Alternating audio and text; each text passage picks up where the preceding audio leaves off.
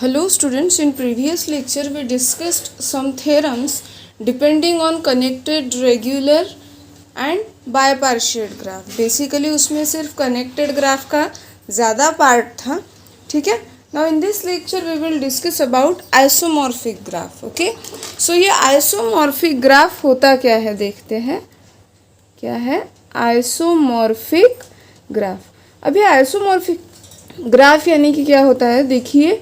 Iso means क्या कि same similar जिसे बोलेंगे हम, ठीक है.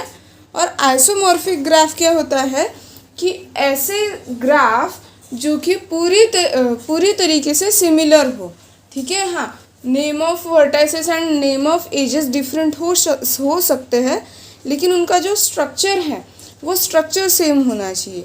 यानी कि हर वर्टेक्स के एडजेसेंट वर्टेक्स जो है वो एक ग्राफ में जो है वही होने चाहिए, ठीक है. और उतने ही डिग्री वाले दूसरे ग्राफ में भी होने चाहिए.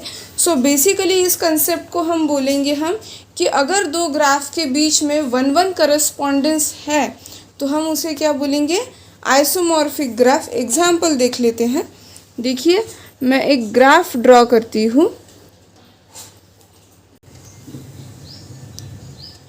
नेक्स्ट एज ड्रॉ की, एक और एज, ऐसी 4 एजेस हैं. Vertices has name 1 2 3 4.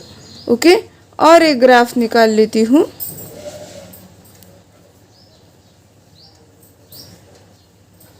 इस तरीके से, ठीक है, जिसमें वर्टेक्स है V1 V2 V3 and V4. अभी ये सिंपल ग्राफ है, हम इसे डायरेक्शंस दे देते हैं. एक एज जा रही है 1 to 2, 2 to 4, 3 to 4 और 1 to 3, ठीक है. नेक्स्ट ये ग्राफ में V1 to V2 एक एज पास हो रही है, V1 to V4 एक एज पास हो रही है, V2 to V3 एक एज पास हो रही है और V4 to V3 एक एज पास हो रही है. अभी देखिए ये जो दो ग्राफ मैंने ड्रॉ किए हैं ये देखने में डिफरेंट लग रहे हैं बट है सिमिलर.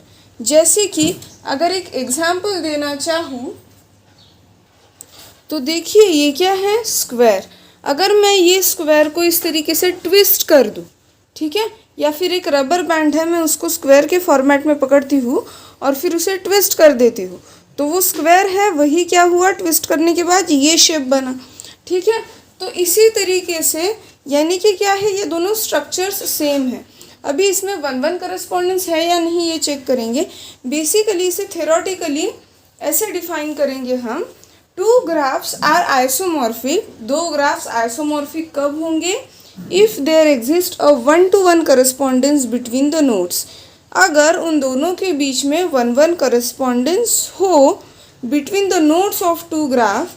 जो दो ग्राफ हैं उनके बीच में क्या होना चाहिए, 1-1 करस्पॉन्डेंस होना चाहिए, which preserve adjacency of the nodes as well as directions of the edges if any. यानी कि वो क्या बोल रहे हैं कि इनकी जो डायरेक्शंस है उसमें भी 1-1 करस्पॉन्डेंस होना चाहिए. यानी कि दोनों ग्राफ के जो डायरेक्शंस है वो डायरेक्शंस में भी 1-1 करस्पॉन्डेंस होना चाहिए.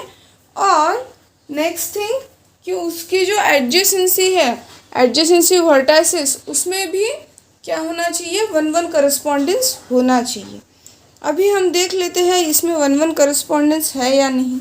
देखिए अगर हम एज कंसिडर करें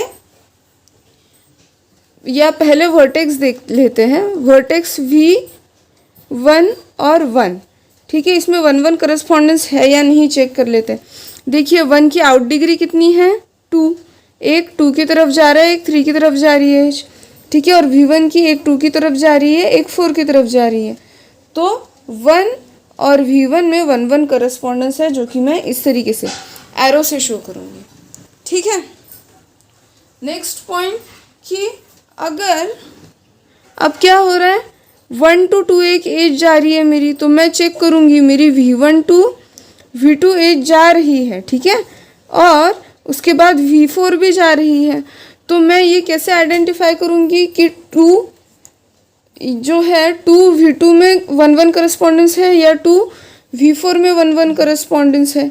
ये मैं किस तरीके से आइडेंटिफाई करूँगी, देखिए ये जो 4 है यहाँ पर इसकी इन डिग्री 2 है, ठीक है, और ये सारे वर्टाइसेस में सिर्फ एक ही वर्टेक्स ऐसा है जिसकी इन डिग्री क्या है, V3 है। सो मैं पहले ही आइडेंटिफाई कर लेती हूँ कि 4 और V3 में 1 1 करस्पॉन्डेंस है। अब देखिए 1 हो चुका है, 4 हो चुका है, V1 हो चुका है, V3 हो चुका है, ठीक है। अभी बचे 2 वर्टाइसेस 2 3 और V2 V4।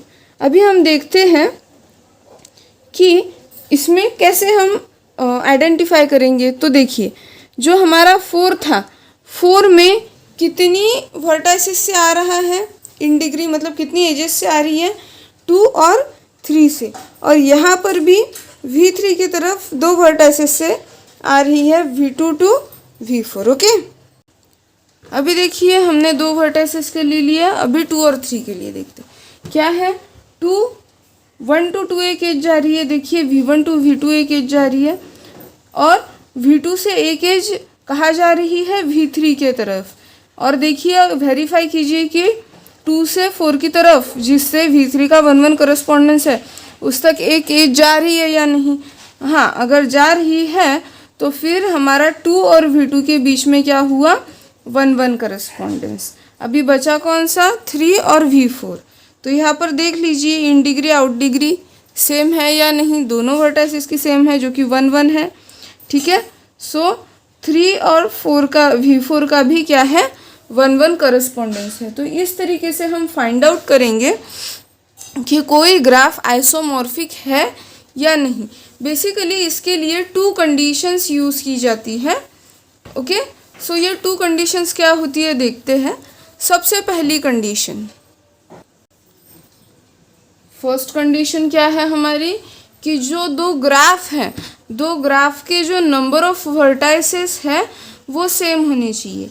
यानी कि the number of vertices in G1 is equals to the number of vertices in G2। उसे हम किस तरीके से लिखेंगे, देखिए वर्टाइसेस इन G1, ठीक है, vertices in G1 is equals to vertices in G2, ठीक है। G1 और G2 में सेम नंबर ऑफ वर्टाइसेस होने चाहिए।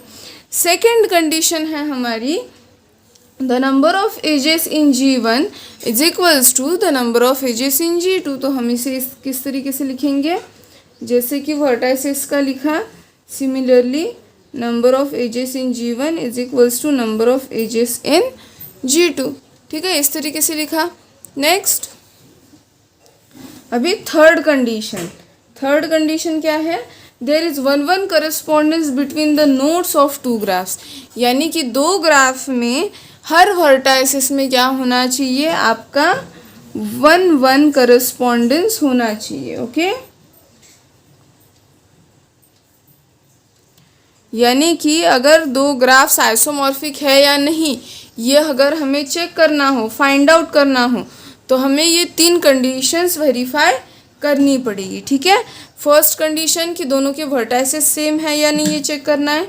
नेक्स्ट, दोनों के नंबर ऑफ एजेस काउंट कर लेने हैं, एंड आफ्टर दैट आपको 1 1 करस्पॉन्डेंस फाइंड आउट करना है। तो हम इसके कुछ एग्जांपल्स देख लेते हैं। मैं 2 ग्राफ्स ड्रॉ कर लेती हूँ, फिर हम उसमें आइडेंटिफाई करेंगे कि ये आइसोमॉर्फिक ग्राफ है भी या नहीं, ठीक है। इस तरीके से मैंने ग्राफ ड्रॉ कर ली है जिसमें 8 नंबर ऑफ वर्टाइसेस है। कितने नंबर ऑफ वर्टाइसेस है, 8, इस तरीके से। अभी हमें क्या फाइंड आउट करना है कि ये आइसोमॉर्फिक ग्राफ है या नहीं। तो हमें सबसे पहले क्या करना पड़ेगा, नंबर ऑफ वर्टाइसेस जो है वो काउंट करने पड़ेंगे। अगर नंबर ऑफ वर्टाइसेस काउंट हो जाते हैं तो हम जाएंगे सेकेंड स्टेप की तरफ, जो कि है नंबर ऑफ एजेस चेक करना है। आफ्टर नंबर ऑफ एजेस अगर सेम आते हैं तो फिर हमें क्या करना पड़ेगा कि दोनों में 1 1 करस्पॉन्डेंस है या नहीं, ये हमें चेक करना पड़ेगा, ठीक है, इस तरीके से। अभी देखिए अगर हम काउंट करें तो इसमें जो नंबर ऑफ वर्टाइसेस है वो काउंट कर लेते हैं। ये हुआ मेरा ग्राफ G1, ये हुआ मेरा ग्राफ G2। अभी देखिए V ऑफ G1 यानी कि number of vertices in graph G1 count कर लेते हैं। कितने हैं, देखिए 1 2 3 4 5 6 7 8, यानी कि वर्टाइसेस इन ग्राफ G1 कितने हैं 8 और वर्टाइसेस इन ग्राफ G2 ये भी 8 है। देखिए 1 2 3 4 5 6 7 8। ओके, नेक्स्ट हम देखेंगे number of edges E of G1 कितने हैं। देखिए ये हुआ 1 2 3 4 5 6 7 8 9 10। सो 10 हुआ number of edges in this graph. ठीक है, ये ग्राफ में काउंट करते हैं 1 2 3 4 5 6 7 8 9 10। सो सेकेंड कंडीशन भी हमारी ट्रू हो गई। अभी हम चेक करेंगे कि दोनों में 1 1 करस्पॉन्डेंस है या नहीं। अगर 1 1 करस्पॉन्डेंस है तो ये ग्राफ क्या होंगे, अभी आइसोमॉर्फिक ग्राफ, अदरवाइज इसे हम आइसोमॉर्फिक ग्राफ नहीं बोल सकते। ओके, सो आइसोमॉर्फिक ग्राफ के लिए हमें 1 1 करस्पॉन्डेंस चेक करना ज़रूरी है। तो हम क्या कर लेते हैं, 1 1 करस्पॉन्डेंस के लिए इसकी डिग्री फाइंड आउट कर लेते हैं, या एडजेसेंट एजेस के अकॉर्डिंग या एडजेसेंट वर्टाइसेस के अकॉर्डिंग भी आप कर सकते हो, लेकिन अगर हम पहले डिग्री निकाल दें तो वो इजी जाएगा। ठीक है, ये वर्टेक्स की डिग्री देखिए कितनी है, 2 एजेस है। ये वर्टेक्स की डिग्री 3 है। ये वर्टेक्स की डिग्री भी कितनी है, 3 है। ये वर्टेक्स की डिग्री 2, इसकी भी 3 3 2 2। ठीक है, इस तरीके से हमने सारे वर्टाइसेस की डिग्री निकाली। यहाँ पर भी वैसे ही कर लेते हैं, इसकी डिग्री 2 2 2 2, यहाँ पर 3 3 2 2। ग्राफ की डिग्री कैसे फाइंड आउट करनी है ये मैंने प्रीवियस लेक्चर्स में बताया था आपको। ठीक है, अभी क्या करते हैं, हम 1 1 करस्पॉन्डेंस चेक करेंगे। देखिए ये वर्टेक्स के लिए और ये वर्टेक्स के लिए 1 1 करस्पॉन्डेंस है। ठीक है, ये वर्टेक्स के लिए और ये वर्टेक्स के लिए भी है, लेकिन अगर आप देख सकते हो तो यहाँ पर 3 एडजेसेंट एजेस हैं, यहाँ पर भी 3 है। ये वर्टेक्स के लिए भी 1 1 करस्पॉन्डेंस हो रहा है फॉलो, लेकिन ये वर्टेक्स की 3 है। ठीक है, सॉरी मैंने गलती से 2 लिख दिया था। ये कितनी है, 3 है, लेकिन इसके लिए सेटिस्फाई नहीं कर रहा है, इसके लिए भी नहीं कर रहा है, इसके लिए नहीं कर रहा है, इसके लिए नहीं कर रहा है। ठीक है, इसके लिए भी नहीं कर रहा है और इसके लिए भी नहीं कर रहा है, यानी कि इसमें 1 1 करस्पॉन्डेंस क्या नहीं है, 1 1 करस्पॉन्डेंस नहीं है। तो इसीलिए हम इसे आइसोमॉर्फिक ग्राफ नहीं बोल सकते। ठीक है,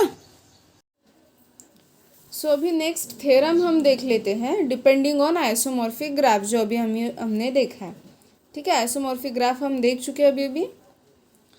नेक्स्ट थ्योरम देखते हैं। थ्योरम का स्टेटमेंट देख लीजिए, let G1 and G2 be isomorphic graph. दो ग्राफ गिवन है हमारे लिए G1 और G2 जो कि आइसोमॉर्फिक है। देन प्रूव दैट, देन हमें क्या प्रूव करना है, G1 has a circuit length of K। ठीक है, G1 की जो सर्किट लेंथ है वो K है, if and only if G2 has a circuit length of K। यानी कि हमें यहाँ पर क्या प्रूफ करना है कि अगर G1 और G2 आइसोमॉर्फिक ग्राफ है, तो अगर G2 की सर्किट लेंथ K है तो G1 की भी सर्किट लेंथ K ही होनी चाहिए। अभी सर्किट लेंथ यानी कि उसका जो पाथ रहेगा वो path, number of edges in short बोल सकते हैं, साथ ही 1 1 करस्पॉन्डेंस भी। ओके, सो प्रूफ की तरफ बढ़ते हैं। देखिए, we know by the definition of isomorphic graph that both graph have same number of nodes and edges and also 1 to 1 correspondence between edges. यानी कि क्या, यहाँ पर हमारी नंबर ऑफ नोड्स यानी वर्टाइसेस, नंबर ऑफ एजेस और number 1 1 correspondence भी रहेगा एजेस में, ग्राफ G1 और G2 में। So it is clear that both isomorphic graphs are similar graphs. यानी कि अगर ये सारी चीज़ें हैं तो हम बोल सकते हैं कि वो आइसोमॉर्फिक भी है और सिमिलर भी है। ठीक है, so if G1 has a circuit of length K, तो अगर G1 का सर्किट लेंथ K है, देन ऑब्वियस बात है कि G2 का भी जो सर्किट लेंथ है वो K ही होगा। और यही चीज़ हमें क्या करनी थी, प्रूफ करनी थी। बेसिकली हम ऐसा भी बोल सकते हैं कि आइसोमॉर्फिक ग्राफ, दो ग्राफ्स को हम आइसोमॉर्फिक तभी बोल पाएंगे जब क्या होगा कि वो दोनों सिमिलर होंगे। अगर सिमिलर है तो उसके पाथ्स भी सिमिलर होंगे, उसके सर्किट्स भी होंगे। ठीक है, एडजेसेंसी भी होगी उसमें। तो ये सारी चीज़ें होने की वजह से दोनों जो ग्राफ है G1 G2 अगर आइसोमॉर्फिक है तो उनकी लेंथ जो है वो भी सेम रहेगी, जो कि हमने किससे डिनोट की है, K से। ओके।